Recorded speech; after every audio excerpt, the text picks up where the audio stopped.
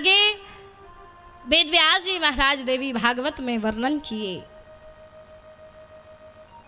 बड़ी सुंदर कथा का वर्णन किया गया है।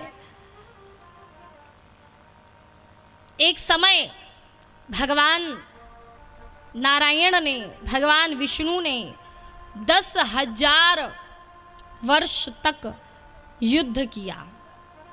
और भगवान युद्ध किए तो युद्ध में थक करके भगवान यहाँ पर घोर निद्रा में सोए हुए थे।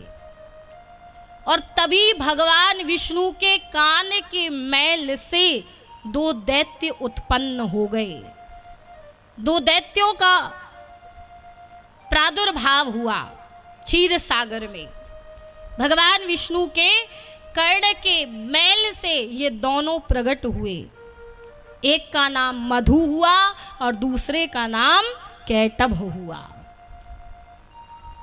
देवी भागवत में वेदव्यास जी महाराज लिखे, तौ कर्ण मलजौ दुष्टौ दानवौ मधगावितौ देव देव्याः प्रसादेन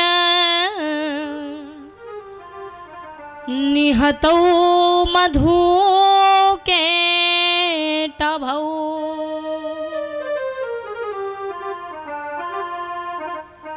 मधु और कैटभ का प्रादुर्भाव हो गया क्षीर सागर में।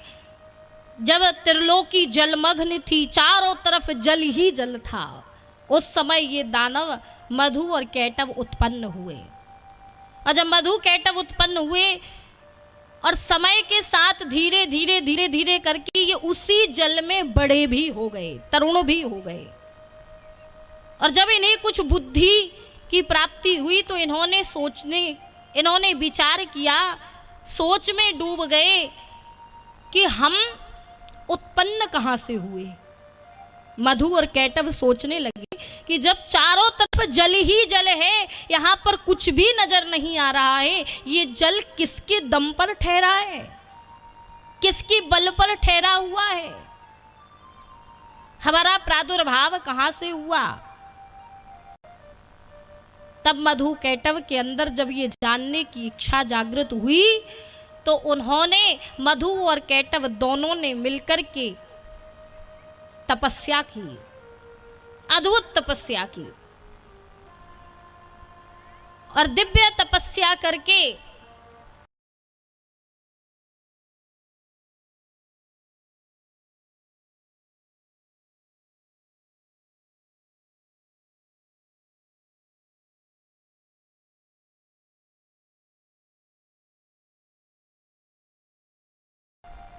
कि तपस्या से प्रसन्न हो गई। क्यों? क्योंकि त्रिलोकी जलमग्न है और ये जल ठहरा है तो किसके दम पर ठहरा है? कहा माँ जगत जननी, माँ जगदम्बा, माँ आदि शक्ति के कारण ही ये जल ठहरा हुआ है।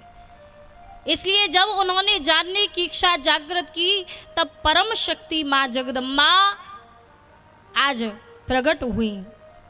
मधु कैटभ आज वरदान मांगने लगे, कहने लगी माँ हमें वरदान दीजिए कि जब हमारी इच्छा हो हम तभी मरें।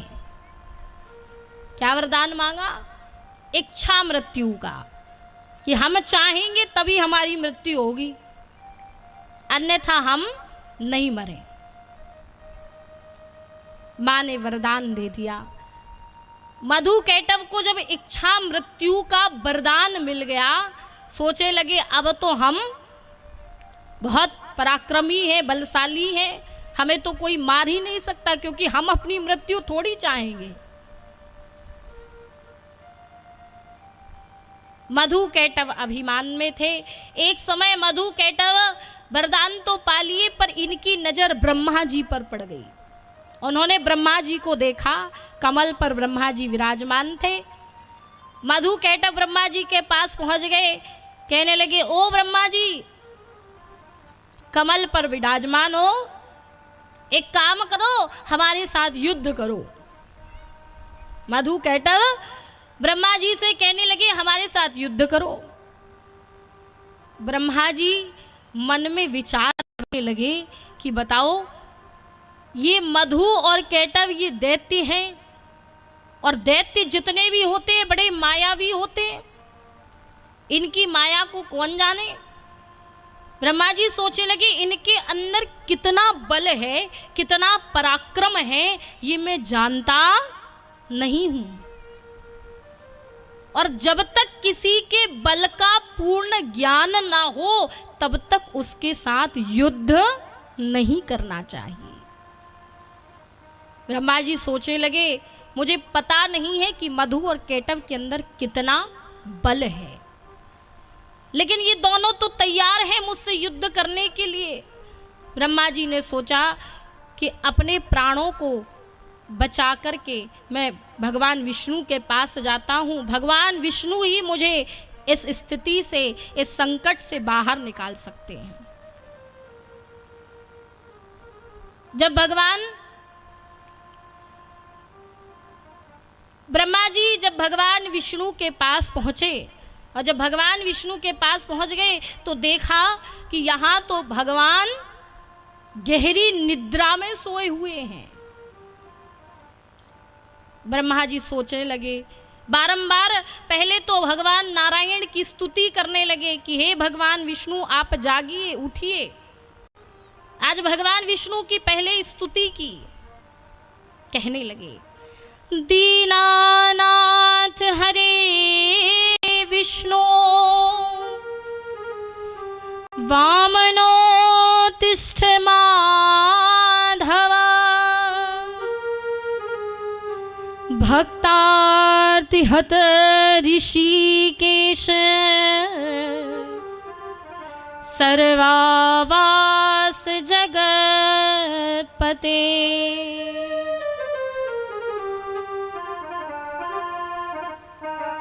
ब्रह्मा जी ने भगवान विष्णु की तपस्या की, भगवान विष्णु को प्रसन्न करने के लिए बहुत स्तुति की कि हे दीनानाथ, हे जगत बंधु, कृपा करो, आप तो सब पर कृपा करते हो, आप उठ जाइए, कृपा करके मुझे इस संकट की स्थिति से निकाल लीजिए। जब बारंबार भगवान की स्तुति की, भगवान विष्णु उस समय नहीं जागे, और जब भगवान विष्णु नहीं जागे तब यहाँ ब्रह्मा जी ने सोचा कि इन पर योग निद्रा महामाया का प्रभाव है, इसलिए योग निद्रा की स्तुति करनी चाहिए। आज बारंबार ब्रह्मा जी ने माँ जगदम्बा की स्तुति की कि हे माँ आप प्रसन्न होइए, कृपा करके भगवान विष्णु पर से आप उठ जाइए, हे योग निद्रा, हे महामाया आप कृपा कीजिए। बारंबार जब ब्रह्मा जी ने प्रार्थना की तब उस समय योग निद्रा महामाया ने कृपा की और भगवान विष्णु के शरीर से निकल करके वह योग निद्रा महामाया बगल में खड़ी हो गई। यहाँ जैसी योग निद्रा भगवान विष्णु के शरीर से निकली तो भगवान विष्णु कुछ हिलने डुलने लगे, और जब भगवान विष्णु कुछ हिले डुले तो ब्रह्मा जी समझ गए कि माँ जगदम्बा की कृपा हो गई। भगवान विष्णु जब जागे तो भगवान विष्णु कहने लगे कि सामने देखा ब्रह्मा जी खड़े। भगवान विष्णु ब्रह्मा जी से कहने लगे, ब्रह्मा जी आप जप तप छोड़ करके यहाँ पर इस तरह से मेरे समक्ष में खड़े हुए हैं, क्या बात है, क्या हुआ? ब्रह्मा जी हाथ जोड़ करके भगवान विष्णु से कहने लगे कि हे भगवान, आपके कान के मैल से दो दानव उत्पन्न हुए हैं जिनका नाम है मधु और कैटभ। ये दोनों मेरे साथ युद्ध करने के लिए मेरा पीछा कर रहे हैं। हे भगवान कृपा कीजिए, आप मुझ पर दया कीजिए। ब्रह्मा जी भगवान से स्तुति कर रहे थे, भगवान को ये समस्त बातें बतला ही रहे थे कि मधु कैटव ब्रह्मा जी का पीछा करते करते वहीं चले आए भगवान विष्णु के पास में। मधु कैटव ने देखा कि अरे ये विष्णु भगवान है। कहा क्यों ब्रह्मा जी, हमारे डर से आप यहाँ ये विष्णु भगवान की शरण लेने आ गए? अरे ये तुम्हें नहीं बचा पाएंगे क्योंकि हम इनके साथ भी युद्ध करेंगे। जब भगवान विष्णु को युद्ध के लिए इस तरह से कहा मधु और कैटव ने, तो भगवान विष्णु आज ब्रह्मा जी की रक्षा के लिए और अपने स्वाभिमान के लिए मधु और कैटव के साथ युद्ध करने के लिए तैयार हो गए। भगवान विष्णु ने मधु कैटव के साथ युद्ध किया, लेकिन ध्यान देना ये मधु और कैटव दो हैं और भगवान विष्णु एक हैं। मधु और कैटव दोनों एक साथ युद्ध नहीं करते थे। जब भगवान विष्णु युद्ध करने तैयार हुए तो पहले मधु लड़ने आ गया, कहने लगा प्रभु आप मेरे साथ युद्ध कीजिए, और भगवान विष्णु के बीच में घनघोर युद्ध प्रारंभ हो गया। और जब युद्ध करते करते मधु थक गया तो मधु ने कहा हम थोड़ी देर आराम करेंगे, अब कैटव आपके साथ युद्ध करेगा। तो मधु आराम करने लगा, कैटव युद्ध में तत्पर हो गया। भगवान विष्णु कैटव के साथ युद्ध किए। मधु और कैटव तो बारी बारी से आराम कर करके युद्ध कर रहे थे, पर भगवान विष्णु तो निरंतर युद्ध कर रहे हैं। बहुत समय हो गया, मधु और कैटव का पराक्रम खत्म ही नहीं हो रहा। कितना प्रकार से भगवान इन्हें हराने का प्रयास कर रहे हैं, पर ये हारते ही नहीं हैं, इनका बल खत्म ही नहीं हो रहा। तब क्या किया जाए? तब भगवान विष्णु ने कहा देखो मधु और कैटव, युद्ध में तुम दोनों तो आराम कर रहे हो, कभी तुम मधु आराम करने लगता है तो कभी कैटव आराम करने लगता है, तुम दोनों को तो आराम मिल जाता है, पर मैं तो निरंतर युद्ध कर रहा हूं। युद्ध में इस प्रकार का भेद हो रहा है, ये अच्छी बात नहीं है। कहा तुम दोनों आराम कर रहे हो तो मुझे भी थोड़ी देर आराम करने का समय दो, मैं भी पहले थोड़ी देर आराम करूंगा फिर युद्ध करूंगा। मधु कैटव ने कहा ठीक है, यदि आपको आराम करना है तो थोड़ी देर आप आराम कर लीजिए, हम थोड़ी दूरी पर हैं। भगवान विष्णु ने मधु कैटव से कहा। जब मधु कैटव थोड़ी दूरी पर चले गए, युद्ध में थोड़ा विराम हो गया, तब भगवान विष्णु सोचने लगे कि आखिर ये मधु और कैटव मर क्यों नहीं रहे, इनका वध क्यों नहीं हो रहा। भगवान विष्णु विचार ही कर रहे थे कि उसी समय आकाशवाणी हो गई। आकाशवाणी हुई परम शक्ति जगदम्बा मैया की कि हे विष्णु, मधु और कैटव को इच्छा मृत्यु का वरदान है, इसलिए ये ऐसे नहीं मारे जा सकते। भगवान विष्णु ने कहा हे जगदम्बा, तो अब क्या किया जाए, अब कैसे क्या कार्य करूं। तब मां जगदम्बा आज कहती हैं कि हे विष्णु, मैं एक कार्य करती हूं, मैं इन दोनों दैत्यों को मोहित करने का कार्य करूंगी, तब उस समय तुम छल करना और छल करके इन दोनों का उद्धार कर देना, इन दोनों को मार देना। आज उसी समय भगवान विष्णु ने जगदम्बा मैया को प्रणाम किया और फिर भगवान विष्णु ने कहा ठीक है, अब युद्ध के लिए तैयार हूं।